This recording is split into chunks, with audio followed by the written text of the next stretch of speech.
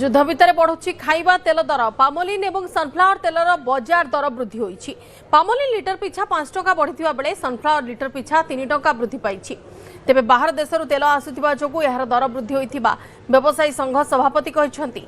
केंद्र सरकार एथिप्रति दृष्टि देई स्वतंत्र नियमावली न आनिले दाम आहुरी बढ़िबो।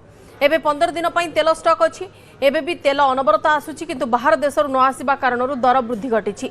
सरकार एक रेट चार्ट प्रस्तुत करी व्यवसायी मानकु किछि मार्जिन देई खाउटी रेट निर्धारण करने को संघ कही। एवं प्रतिदिन 1500 टन पामोलिन और सनफ्लावर तेलर आवश्यकता अच्छी।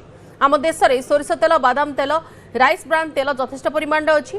तेणु व्यस्त हो घरे तेल किणी नहीं जमाई न रखा खाउटी मानक निवेदन करिछि संघ।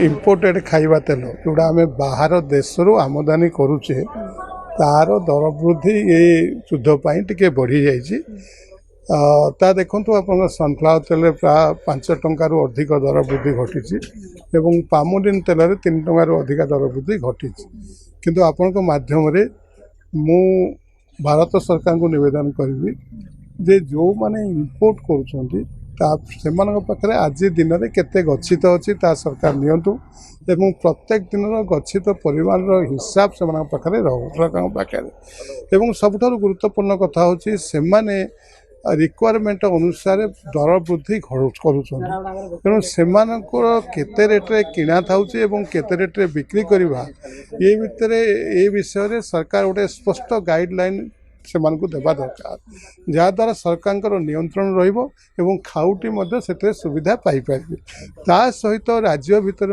केंद्र राज्य सरकार को अनुरोध करी जे राज्य सरकार आपको तीक्ष्ण दृष्टि रखु एवं ता सहित व्यवसायी मानक निवेदन करी जे से माने जो खाइबा तेल बिक्री करुँच तार गोटे मिनिमम लाभ रखी ग्राहकों पाखे उपलब्धि करूँ एवं सब मु खाउटी मानक निवेदन करी जे आपण माने आदौ पानिक बाइंग करंतु नाही जहाँ स्टॉक अच्छी आपण मान स्टॉक पहुँचापी आम प्रतिश्रुतिबद्ध अच्छु आम आपण पाखे पहुँचेबू आपण माने आदौ पानिक बाइंग करंतु नाही बा अननेसेसरी गच्छित करंतु नाही एवं आपणकर जेतिकी चाहिदा अच्छी सेतिकी नियंतु एवं आमे आपण को विश्वास दउछु जे आपण को जेकोसी परिस्थिति में आम जोगाइबा आम प्रतिश्रुतिबद्ध अच्छु।